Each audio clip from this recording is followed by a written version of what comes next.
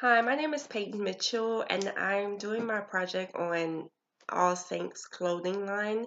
All Saints is pretty much originated from out of London, out of the UK. And I kind of doing my research, I kind of did find a few strengths and weaknesses on All Saints.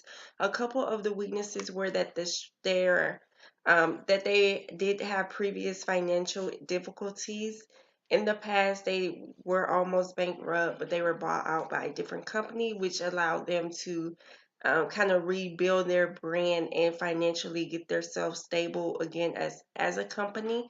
Also, some of their weaknesses is that they had a limited range of items that they were selling. As far as they didn't offer any sleepwear, they didn't offer any underwear, homeware, any specialty sizes such as petite and tall men or women's sizes as well. Another one that I thought was a good weakness for the brand was that their pricing, they kind of had a high premium pricing as far as the age range that I do know that shop at All Saints anywhere between maybe like early 18s to maybe late 30s, 35, anywhere in between that range. Their prices were kind of more on the premium side as far as what you will see as Louis Vuitton, Burberry, Gucci. So they are considered a luxury brand. But they do have a lot of good strengths as well as a company, which is that they do have their own identity as a brand. They pretty much don't follow any trends. They set their own way as a company. Also, that they pretty much run digitally. All of their brand, they do their branding digitally. No posters, no TV advertisements. Pretty much just focus on social media marketing.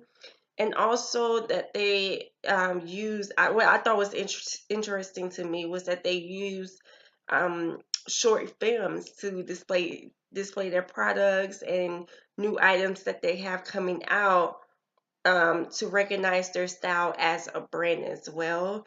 And I do feel that the company, by implementing that different branding technique and implementing that into YouTube, I think that the company kind of sets themselves way above any other company that sells high-end luxury items as well.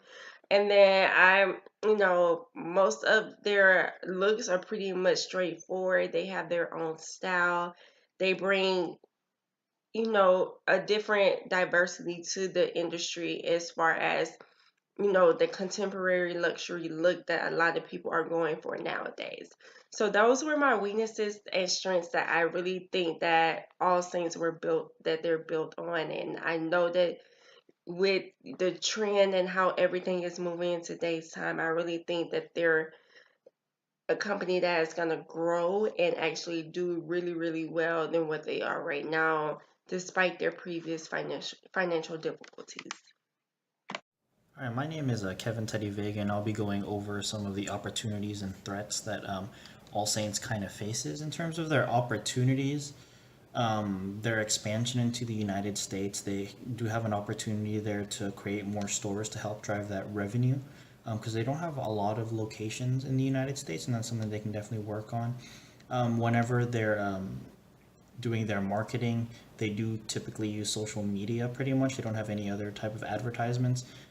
They do need to increase that. For instance, on YouTube, they only have 24,000 followers and less than 100,000 followers. So for a major clothing brand, that's a little bit on the low side, especially for such a high-end retailer. Particularly on YouTube, because that's where they keep a lot of their catalogs.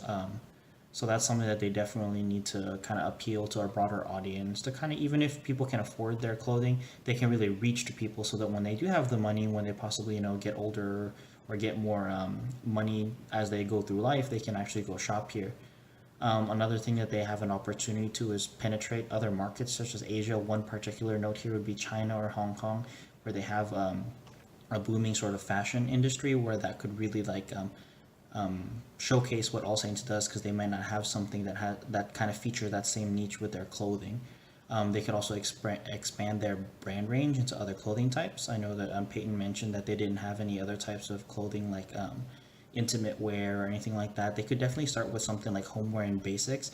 That'll help bring in people who don't have as much money, that could really get into All Saints and start there while they're still working throughout life.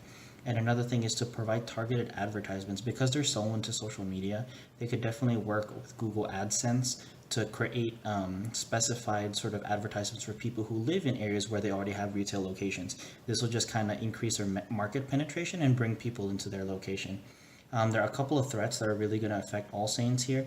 One of those is because they are based in the UK, particularly in London, is where their headquarters at. Any type of change in global economy, one of those with Brexit, makes it really difficult for them to export goods throughout Europe.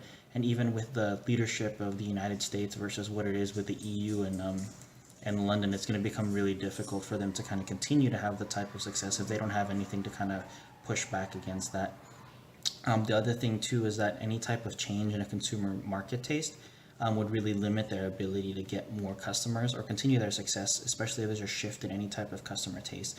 The other thing too is there are limited expansion opportunities in the physical retail space where they really would appeal to customers. So those are just a few of the things that are opportunities and threats for All Saints.